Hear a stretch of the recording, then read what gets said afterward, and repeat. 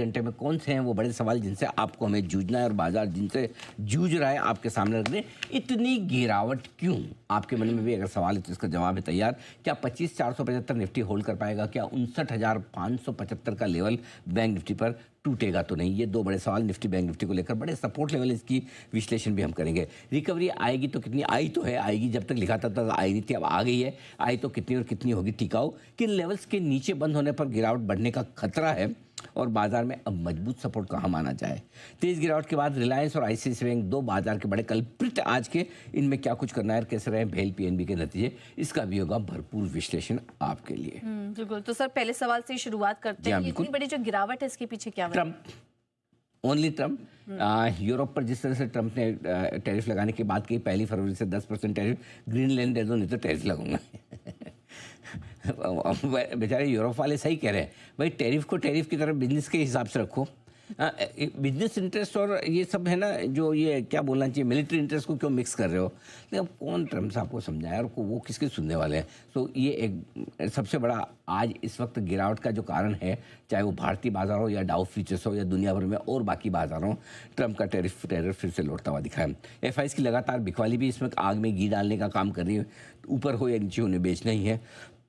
नतीजों के बाद रिलायंस, आईसीआईसीआई बैंक जैसे शेयरों में, विप्रो में तेज गिरावट होती दिखी। तो 3 सेक्टर तो इन्होंने बिगाड़ दिए।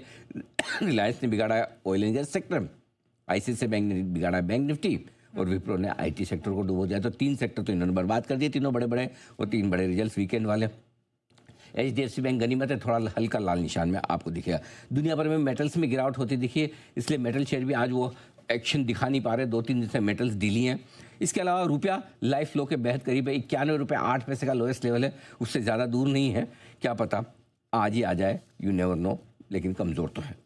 बिल्कुल। तो ये बड़ी वजह बाजार में इतनी गिरावट की। लेकिन अब सर यहाँ से कौन से लेवल से हो जाते हैं? इंटरडे में 24,575 और 59,575 बैंक निफ्टी पर, ये 2 लेवल इंपॉर्टेंट है। और अनफॉर्चुनेटली यही 2 लेवल से आज बाजार घुमा भी है। 24,500 के आसपास से निफ्टी घुमाया। और इसकी इंपॉर्टेंस ये है पूजा कि 12 जनवरी को 25,473 का लो बनाकर वहीं से बाजार रिकवर होते दिखे थे। अब इसके नीचे जाकर अगर टूटते बंद होते हैं तो फिर कमजोरी बढ़ सकती है। फॉर्चुनेटली वहाँ से रिकवर हुए हैं, नंबर 1।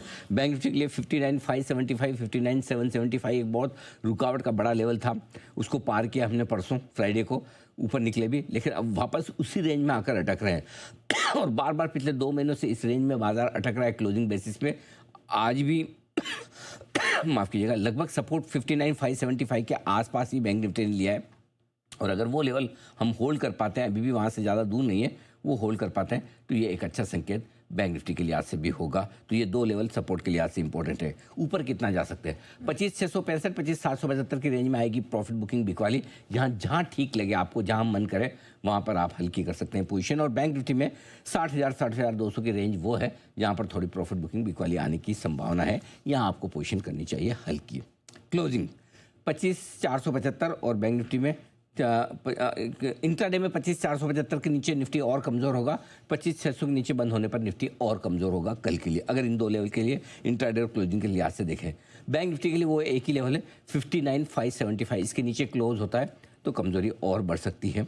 ऊपर दूर है लेवल निफ्टी पर अनफॉर्चुनेटली 25,900 निफ्टी के लिए, इसके ऊपर बंद होने पर, निकलने पर, और 60,250 बैंक निफ्टी पर, इसके ऊपर ही मजबूती और बढ़ने के संकेत आपको मिलेंगे। चलिए, ये हैं अहम लेवल्स जहां पर की रखनी है आपको नजर। अब वक्त है जाने का स्टॉक